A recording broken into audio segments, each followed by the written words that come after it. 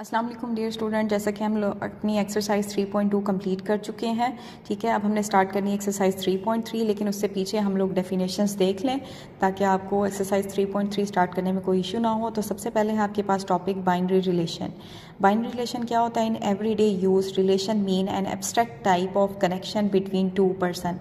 Abstract type of connection mean एक आप छोटा सा कनेक्शन रिप्रेजेंट करके रिलेशन बता दें कि इनके दरमियान में क्या रिलेशन है। मीन जैसे आपको वही कुछ एग्जांपल्स दे रहा है कि आपके पास है टीचर और पीपल मीन स्टूडेंट, मदर और सन का रिलेशन, हस्बैंड और वाइफ, ब्रदर एंड सिस्टर, ये सारे आपके पास रिलेशंस है। ठीक है, in mathematics also some operation determine the relationship between two numbers. तो वो कहते हैं मैथमेटिक्स में भी कुछ ऑपरेशन ऐसे हैं जो दो नंबर्स के दरमियान में रिलेशन बताते हैं। वो नीचे आपको कुछ एग्जाम्पल्स दे रहा है। Greater 5 4, square 25 5, square root 2 4, equal to multiply by 2 और 4। यहाँ जो ऊपर आपको एग्जांपल दिए इसमें ग्रेटर का, स्केयर, स्केयर रूट और इक्वल, ये सारे रिप्रेजेंट कर रहे हैं रिलेशन को। ठीक है, तो अब हम देखते हैं मैथमेटिकली आपके पास रिलेशन क्या होता है। जी, तो हमारे पास है let A and B be two non empty set. Non empty set का मतलब ये है कि वो आपकी खाली नहीं है, उनके अंदर कुछ ना कुछ है। Then the Cartesian product is the set of all order pair x Y such that x belongs to A and y belongs to B and it is denoted by A cross B. Symbolically वो it can written as a cross b is equal to brackets order pair xy such that x belongs to a and y belongs to b। वो कहते हैं दो non empty set है तो उनके दरमियान में कार्टेशियन प्रोडक्ट कहते हैं हम क्रॉस को, कि a क्रॉस b हम निकालें तो उस a क्रॉस b को हम रिप्रेजेंट करते हैं ऑर्डर पेयर की फॉर्म में। ठीक है, रिलेशन की फॉर्म में। तो ये जो ऑर्डर पेयर में हमारी पहली वैल्यू होती है इसको हमेशा कहते हैं x, और जो दूसरी वैल्यू होती है उसको हमेशा हम कहते हैं y।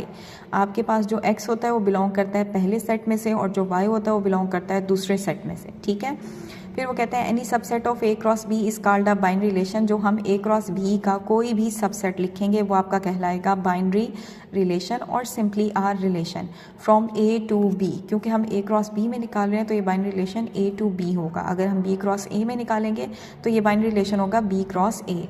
सेम वो आपको कहते हैं कि इस रिलेशन को हम रिप्रेजेंट करते हैं स्मॉल आर से। ठीक है, फिर वो कहते हैं the set of the first element of order pair forming a relation is called its domain. वो कहते हैं जो आपका ऑर्डर पेयर है इसमें जो आपका पहला एलिमेंट है वो कहलाता है इस रिलेशन की डोमेन, और जो दूसरा एलिमेंट है उसको कहते हैं रेंज। ठीक है, यहाँ आपको उसने बता दिया है कि डोमेन क्या है और आपके पास रेंज क्या है। डोमेन को हम रिप्रेजेंट करते हैं DOM of R mean relation की डोमेन, और रेंज को हम रिप्रेजेंट करते हैं RAN of R mean relation की रेंज। वो कहते हैं if A is non empty set any subset of A cross A is called a relation in A. तो अगर हमारे पास एक नॉन एम्प्टी सबसेट है तो जो आप इसके सबसेट बनाएंगे ए क्रॉस ए के वो आपकी कहलाएंगे रिलेशन इन ए। नीचे कुछ उसने आपको एग्जांपल्स दी हुए हैं, आप उन्हें देखेंगे तो आपको इजीली पता चल जाएगा। अब है हमारे पास relation as a table, order pair and a graph. अब हम देखेंगे कि ऑर्डर पेयर से आप टेबल और ग्राफ कैसे बना सकते हैं। ऑर्डर पेयर आपके पास क्या है? Relation can be represented by a set of order pair, कि अगर हमने दो नंबर्स के दरमियान में रिलेशन को रिप्रेजेंट करना हो तो हम ऑर्डर पेयर यूज़ करते हैं। ठीक है, वो कैसे होगा कि जैसे देखें फॉर एग्जांपल ये एक रिलेशन आपको दिया हुआ है, उसने कहा है कि ऑर्डर पेयर एक्स वाई बनना चाहिए, y is equal to x plus 1। इसमें अब आप सपोज करेंगे x की वैल्यूज़ आप खुद से लेट करेंगे, यहाँ पुट करेंगे तो y की वैल्यूज़ आपके पास निकलती रहेंगी। देखें यहाँ उसने a की वैल्यू x की वैल्यू सपोज की है, सपोज करके यहाँ पुट किए तो हमारे पास y की वैल्यूज़ निकली हैं। जब x और y दोनों की वैल्यू निकल आएगी तो हम ऑर्डर पेयर फॉर्म बना लेंगे। जैसे ये बना लिया ऑर्डर पेयर फॉर्म 0 1 1 2 2 3 3 4 4 5 5 6। ये टेबल भी बन गया है और ऑर्डर पेयर फॉर्म भी बन गई है। अब है हमारे पास ग्राफ के, हम ग्राफ से इसकी रिप्रेजेंटेशन कैसे करेंगे। We can also represent the relation visually by drawing a graph. हम रिलेशन को ग्राफ की फॉर्म में भी रिप्रेजेंट कर सकते हैं। To draw the diagram we use order pair. Each order pair is plotted as a point in the coordinate plane. हम और हर ऑर्डर पेयर को रिप्रेजेंट करते हैं कोऑर्डिनेट प्लेन में, जिसमें where x is the first element and y is the second element of order pair. ये हमारे पास ग्राफ बनाया हुआ है, इसमें ये हॉरिजॉन्टल होता है आपका x एक्सिस और ये वर्टिकल होता है हमारे पास y एक्सिस।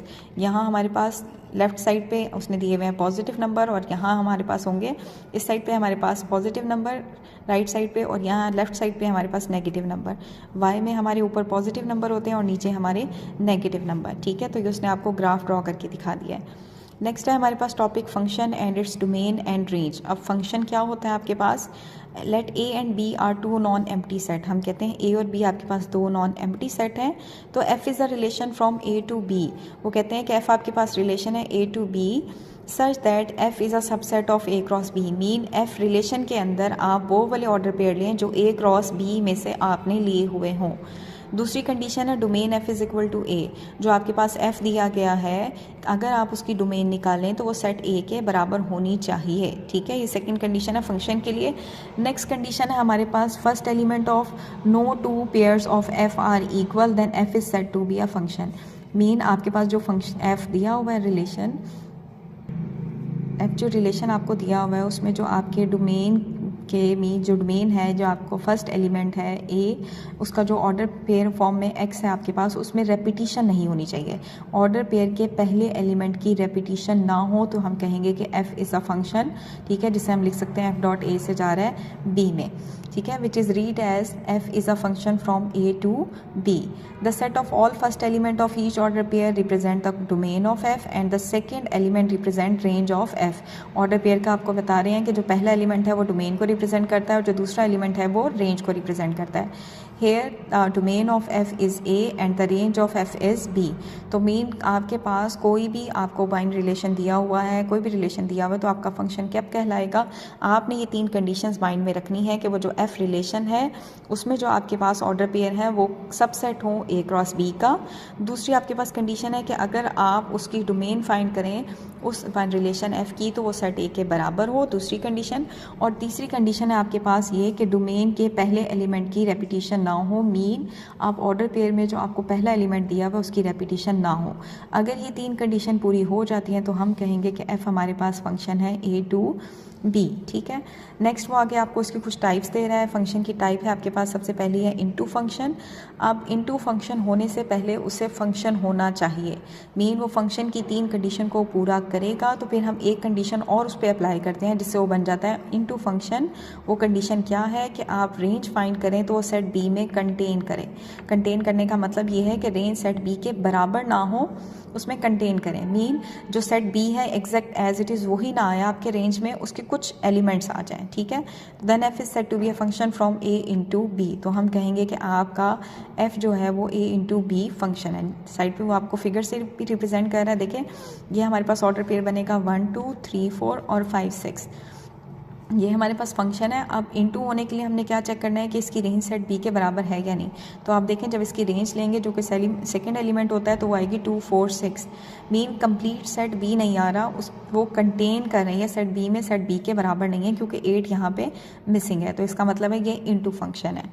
नेक्स्ट है हमारे पास 1 1 फंक्शन और इंजेक्टिव फंक्शन। ये 1 1 फंक्शन और इंजेक्टिव फंक्शन आपके पास क्या होता है? If F is a function from A into B is such that second element of no two of its order pair are same.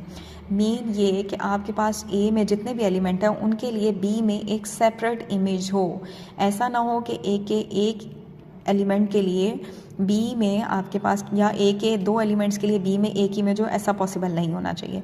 जैसे 1 के लिए एक सेपरेट इमेज ए है, 2 के लिए एक सेपरेट इमेज बी है। ठीक है, यहाँ तीसरा एलिमेंट नहीं है तो इसलिए हमने बी में उसका इमेज भी नहीं देखा।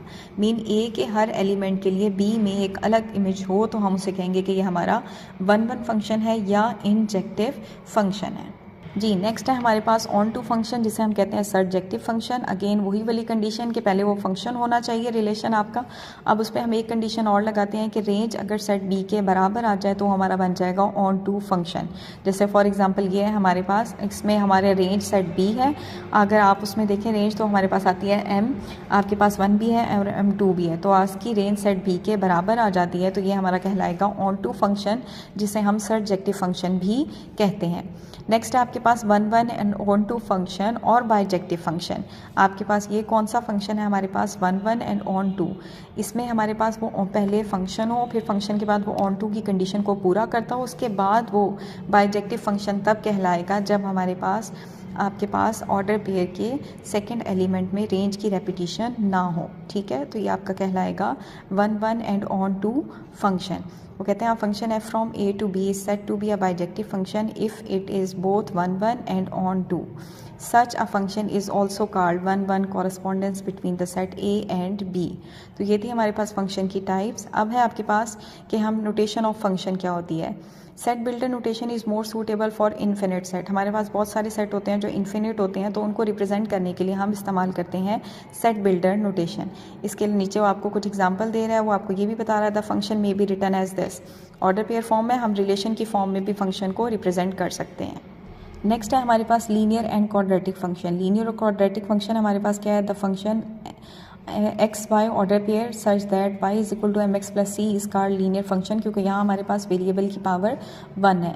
Because its graph geometric representation is a straight line. जो कि आपके पास लीनियर इक्वेशन है, इसका ग्राफ आपके पास होता है straight line. We know that an equation of the form Y is equal to M X represent a straight line. The function X Y such that Y is equal to X के plus B X plus C is called a quadratic function. क्यों? क्योंकि यहाँ हमारे पास variable की power 2 हो गई है, और इसकी ज्योमेट्रिक रिप्रेजेंटेशन हम आपको अगले चैप्टर्स में बताएंगे। ठीक है, तो ये थे हमारे पास टॉपिक एक्सरसाइज 3.3 स्टार्ट करने से पहले। Thank you so much, but don't forget to subscribe the channel for more videos.